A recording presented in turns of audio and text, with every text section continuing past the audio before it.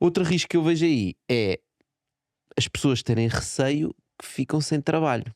E aí entramos não só no no-code e na automatização, mas talvez o maior extremo da automatização, que é a inteligência artificial, né? Que permite fazer uma data de coisas que pessoas faziam, e o medo todo que existe na sociedade que a inteligência artificial nos vai substituir e tal, tal, tal. Mas pronto, antes de passarmos exatamente aí, a automação também faz isso. Porque, pá, se tu precisas de 10 pessoas para estar ali a fazer propostas e de repente já não é, demora 30 minutos a fazer uma proposta, eles fazem aquilo tudo em 5 minutos, cara, também já não precisas das 10 pessoas. Como é que lidas com isso na organização? É bottom down, não é? Tu chegas lá e dizes, olha, agora usamos esta ferramenta e já não precisamos destas 5 pessoas. Há várias formas de ver isso. Ou seja, eu primeiro tentaria validar o problema que tu estás a mencionar. Onde é que isso acontece? Isso acontece em organizações que têm um tamanho considerável, okay? Onde tu vais ter pessoas que só estão ali a fazer aquele trabalho. Na maior parte das empresas em Portugal isso não acontece. Tu tens pessoas, a maior parte das pessoas são multifunção. E a pessoa vai fazer múltiplas tarefas dentro da cadeia de valor da empresa. Se eu eliminar aquela tarefa, ela vai ter mais tempo para fazer outras coisas. E se calhar vai evitar eu ter que contratar, quando eu estiver a crescer, se calhar vai evitar eu ter que contratar uma pessoa para fazer aquela tarefa em específico, dando mais margens dentro da minha organização, me permite eventualmente contratar melhores pessoas para a minha organização, que façam um trabalho que produz realmente valor para dentro da empresa. Voltando ao primeiro contexto das empresas grandes. Essas empresas são muito mais frias, empresas com tamanhos gigantes, bancos e coisas assim, por exemplo. Em termos de layoffs e despedimentos. São muito mais frias. Para eles é mel, não é? Chega lá, vamos automatizar, e estas empresas já têm muitos dos processos automatizados. Por isso é que empresas como, por exemplo, OutSystems cresceram tanto, não é? Uma empresa de low code que tem uma ferramenta que permite um developer programar e produzir 4, 5 vezes mais do que um developer normal tradicional, não é? Só que estas licenças não estão acessíveis ao pequeno. E é onde aí entram certas ferramentas de no-code que, se eu posso pegar naquele colaborador e dizer assim, olha, eu tenho aqui uma oportunidade, eu vou começar a automatizar o meu negócio, tenho aqui uma oportunidade para ti. Tu queres ser a pessoa que vai aprender a usar este tipo de ferramentas?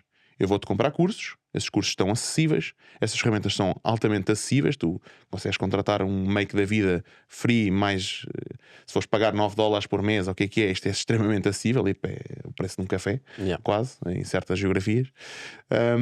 Eu vou-te dar a formação, e esta pessoa vai ser crucial. A questão do medo que as pessoas têm sempre houve. Esse medo sempre existiu na história. Nós estamos constantemente a transformar a forma como nós fazemos as coisas, principalmente dentro das organizações, não é? Então, hoje é AI, mas antigamente era a revolução industrial, não é? E temos cada vez... o que nós temos hoje de vantagem é que a informação está acessível a qualquer pessoa, então qualquer pessoa consegue aprender a criar estas automações. Então vamos lá para o caso extremo, que é, basicamente o que estás a dizer é, empresas mais pequenas, numa empresa típica em Portugal que tem 7 ou 8 empregados, começa a fazer automatizações e, derivado dessas automatizações, não cria a necessidade de despedir 1 ou 2 pessoas. Pelo contrário, essas 7 ou 8 pessoas, como fazem todas muitas coisas diferentes, começam a conseguir fazer tarefas de maior valor acrescentado à empresa. Portanto, em termos de valor que a empresa consegue capturar no mercado, a empresa começa a crescer. Ou seja, a empresa torna-se maior em termos de faturação, em termos de valor criado. Mas não se torna maior em termos de recursos humanos, né? Portanto, as empresas crescem. Por outro lado, tens as empresas grandes, que têm muitas pessoas, e quando começam a introduzir a automação, começam a dizer, nós não precisamos destas pessoas todas. Mas essa automação também traz eficiência. Portanto, essas empresas também vão capturar mais valor e vão faturar mais. Mas em termos de recursos humanos, vão decrescer.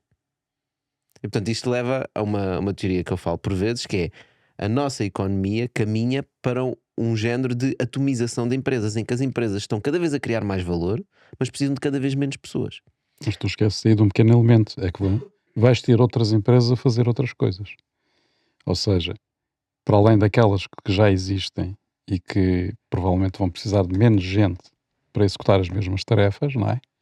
Tu vais ter novas exigências de novos serviços e de novos produtos que vão ser servidas, no fundo, que vão oferecer emprego a outras pessoas que não são aproveitadas pelas anteriores. Mas essas pessoas vão trabalhar para empresas pequenas, mais uma vez. Ou seja, nós vamos Podem- aumentar o número de empresas na economia. Podem ser pequenas ou podem ser grandes, não é? Porque, como tu próprio disseste, há empresas que são as pequenas e que amanhã são grandes. O problema que está aí não é tanto a quantidade de pessoas ou a quantidade de trabalho que vai haver para ocupar, ou a oferta que vai haver em termos de emprego. O problema que nós temos aí tem a ver com a velocidade. Já falámos sobre isso várias vezes, não é? Ou seja, a velocidade a que isto vai acontecer. Mas Portanto- espera aí, tu estás a levar a coisa para o emprego. Eu não estou a falar do emprego, estou a falar das empresas. Ou seja, as empresas tornam-se mais eficientes, tornam-se mais pequenas em termos de recursos humanos, tornam-se mais especialistas em determinadas atividades, não é? E conseguem capturar mais valor. Então, no caso extremo, nós vamos ter muitas mais empresas. Eu vejo a coisa de uma perspectiva um bocadinho diferente, que é aquilo que a automação e sistematização de negócios permite fazer é trazer mais escolha ao negócio e a quem toma decisões.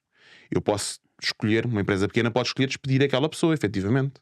Mas aquela pessoa, hoje, aquele gestor tem a escolha de: eu posso despedir as pessoas, eu posso requalificar as pessoas, eu posso pôr aquela pessoa a fazer tarefas de mais valor, que se eu não automatizar o meu negócio, ou partes do meu negócio, ou não usar ferramentas no-code ou low-code, ou seja o que for, para melhorar a performance do meu negócio, e o meu concorrente o fizer, vou ficar numa situação bem pior. Vais fechar. Vou fechar, provavelmente. E depois é o tamanho da empresa. Tu cresces a empresa não com o facto de tu teres mais ou menos automações no negócio, mas tu cresces a empresa por conseguires entregar mais valor no mercado e seres recompensado por isso. Isso Não necessariamente por mais valor, não é? Tu podes crescer a empresa simplesmente porque vendes mais serviços. Para mim isso é acrescentar mais valor no mercado. É a forma que eu defino. Seja, os Acho que teus estou a dizer a serviços, mesma coisa de uma os forma. teus serviços chegam a mais gente, mais portanto estás a clientes. trazer mais valor. Exato. Estou a entregar mais valor no mercado e sou recompensado pelo mercado me pagar mais, não é? E por isso eu cresço. Portanto, isso puxa as economias a serem mais eficientes. Sem dúvida. Desculpa, as empresas a serem mais eficientes e, obviamente, as economias também a serem mais eficientes. Portanto, as empresas que não se conseguirem adaptar e que não conseguirem. Agora estamos só a falar de automatizações, mas já falámos que o caso extremo é a inteligência artificial. Portanto, empresas que não começarem a utilizar tecnologia e a fazer alavancas da tecnologia para melhorar o seu negócio, acabam por se tornar obsoletas na nossa economia e são substituídas por empresas que são mais eficientes. Uhum. Isso faz com que os preços deixam. As empresas são mais eficientes, oferecem serviços mais baixos. Talvez sim, talvez não. Porque as pessoas também vão receber mais. Portanto, ou seja, se nós olharmos para as economias que dizemos só mais desenvolvidas, ou países com economias mais desenvolvidas que a nossa, por exemplo, os países nórdicos, os preços não são mais baixos, até porque as pessoas ganham muito mais. Sim, mas, E as comparativamente, empresas se são calhar muito mais produtivas, não é? Portanto, ou seja, nós falamos sempre que temos um problema de produtividade. E comparamos com outros países europeus e vemos que, efetivamente, há países que são mais, até alguns mais pequenos que nós, e, portanto, estão em tabelas muito superiores em termos de produtividade, não é? E nós estamos cá para baixo. Portanto, e se tu olhares para os produtos que eles têm, para os serviços que têm, eles não são mais baixos que os nossos, e as pessoas ganham muito mais, não é? Portanto, sim, mas se calhar comparativamente em termos de poder de comparação. para eles são, efetivamente. Ao trazermos automatização, ao trazermos tecnologia às empresas, as empresas tornam-se mais eficientes. Tornam-se mais eficientes, as pessoas conseguem fazer tarefas de maior valor acrescentado. Mas, e o receio que vem é, vamos ficar sem trabalho. Coisa que não é verdade, porque nós olhamos para trás e para tudo o que aconteceu no passado, e quando nós éramos 1.000 milhões de pessoas no planeta, a nossa taxa de desemprego rondava os 10%, hoje somos 8.000 milhões de pessoas no planeta e a nossa taxa de desemprego ronda os 10%. Portanto, nós criámos 7.000 milhões de empregos. E se nós formos ver em determinados setores da nossa economia, pelo contrário, nós temos é falta de pessoas. Portanto, nós falamos falta de médicos, temos falta de professores, mesmo na áreas de programação temos falta de engenheiros, né? E portanto, em determinadas áreas da economia nós continuamos a ter falta de pessoas. Portanto, o problema não é falta de emprego. O problema é muitas vezes falta de skills daquelas que a nossa economia precisa. Né? E quando vem a inteligência artificial e quando vêm as automações e estamos sempre a discutir, pá, agora vamos perder os empregos, etc. Sim, vamos perder os empregos, mas há muito trabalho. Pois, estás a dizer é que também, isso também está ligado à questão do envelhecimento da população, não é? Ou seja, tu tens cada vez menos pessoas, a população ativa vai diminuindo. Vai diminuindo nos países ditos desenvolvidos, né? Porque Certo, nos países que estão ainda a acelerar, ainda está ainda tem muito mais filhos, não é? Do que nos países europeus, por exemplo. É o que está a salvar a humanidade. Mas é verdade. Portanto, se há falta de especialistas em quase todas as áreas, e eu estava a tentar lembrar-me, estavas a enumerar algumas profissões, e são profissões mais bem pagas, digamos assim, mas se tu for olhares para outro tipo de profissões é a mesma coisa. Faltam também empregados de mesa, faltam taxistas, Camionistas. exatamente, falta pessoal na construção civil, falta pessoal em todo lado, não é? Portanto, o problema, o desafio que ainda nós vamos ter é como é que vamos automatizar algumas tarefas como a construção civil, não é? Porque há cada vez menos trolhas. Precisamos de impressoras 3D para edifícios. Já existe. Exato. Existem projetos nesse sentido, não é? São projetos muito mais pequeninos, mas também o que se vê é a sistematização da construção civil. Ou seja, como é que eu consigo criar. Por exemplo, os chineses vão fazer muito isso, não? Ou seja, é construção modular, não é? Onde tudo é pré-fabricado e depois é levado e é assembled no local de construção. Já a União Soviética fazia isso. Exato, de certa forma. Sim, eu acho que esse é o futuro da construção, sem dúvida nenhuma. É, no fundo, industrializar a construção, levar a construção do local onde ela é feita hoje atualmente, não é? Retirá-la daí e ir para a fábrica.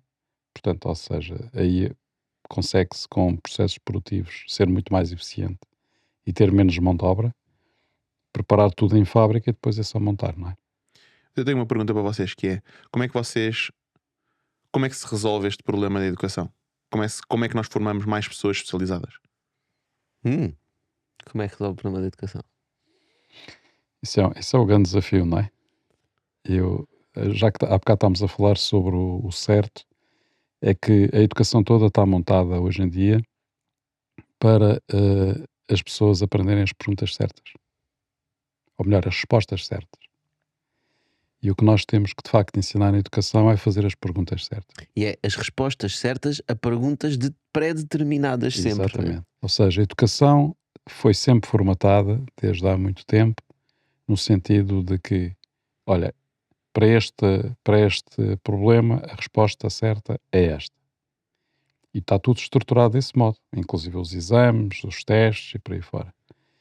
E o que nós temos que evoluir é para as pessoas poderem fazer as perguntas certas, porque eles não sabem as respostas. As respostas vêm depois. Porque as mudanças são tão rápidas, não é? Que nós não conseguimos ter respostas a priori certas. Mas isso não responde à questão que tu colocaste. É como é que nós vamos ter as pessoas especializadas em determinado tipo de profissões. Eu olho para a educação e olho para o feedback loop da educação e é um feedback loop extremamente lento. Não é aquilo que é ensinado nas escolas versus aquilo que hoje em dia o mercado compra. Demora anos a fazer esse match. Demora muito tempo a chegar do Para mercado dizer, real exato, à para não dizer educação. décadas, não é? Então como é que nós conseguimos, se calhar, resolver o problema do feedback loop, onde nós conseguimos ter onde encurtamos o tempo daquilo que é a necessidade do mercado há 5 anos, para não dizer mais, não é? Versus aquilo que é ensinado nas escolas. Quando digo escolas, é a escola superior. Se calhar as escolas vão ter que não perder só. essa função de ensinar aquilo que é preciso no mercado.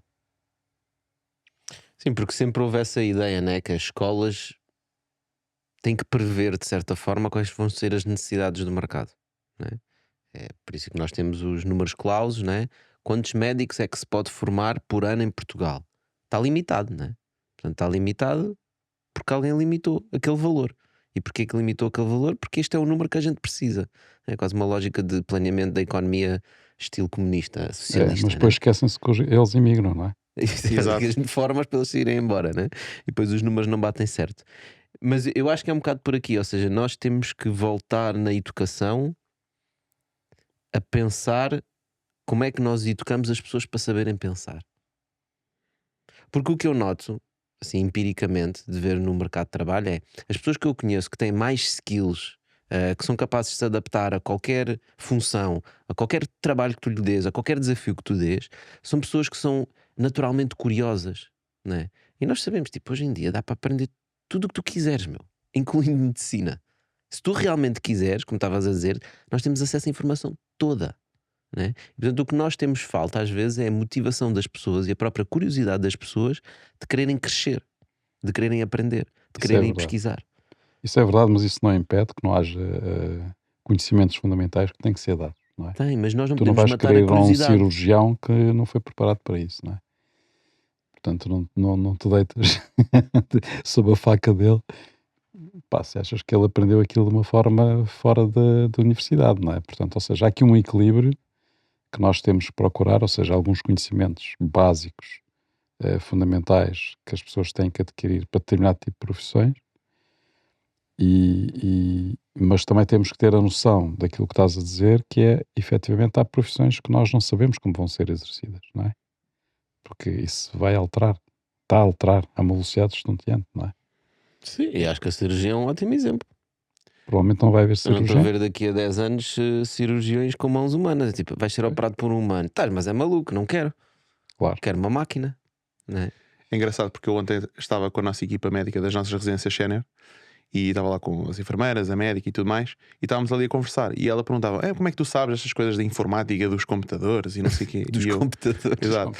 E eu dizia: "Então, eu vou ao YouTube, vou ao Google e resolvo dessa forma, e aprendo aí." E ela fez assim uma cara assim meio estranha. E eu disse: "Olha, vamos pegar no teu exemplo, tu és médica, não é?" Sim. Já foste pesquisar alguma coisa algumas vezes no YouTube, como é que se faz determinado procedimento, ou como é que se faz, como é que se sintomas, e tentar perceber o que é e o que é que não é? E ela: já, tanta vez. E depois as enfermeiras: eu também faço isso. Eu vou ao Google e vou ao YouTube e vejo como é que se faz isto, como é que se faz aquilo e não sei o quê. Então toda a gente faz isso. E eu dizia: pois, mas tu pesquisas no teu contexto, eu pesquiso no meu contexto. O que tu tens, que aprendeste na faculdade, foi fazer as perguntas certas. É fazer as perguntas certas, fazem-se da aprendizagem, de fazer muitas perguntas mal, de tentar ir perceber o que é e o que é que não é, e isso deu-te a escola. Mas tudo o resto, para ir daí para a frente, como há tantos casos, especialmente na medicina, há assim coisas muito estranhas, não é? Porque nós somos orgânicos, não somos máquinas, e então ela, simplesmente, a médica, vai ao Google pesquisar sobre aquilo que ela sabe. Claro, e o que não sabe vai usar a inteligência artificial. Eventualmente. Hoje usa o Google, amanhã utiliza a inteligência artificial. Tem aqui o meu colega, Exato. AI, vai pôr o diagnóstico.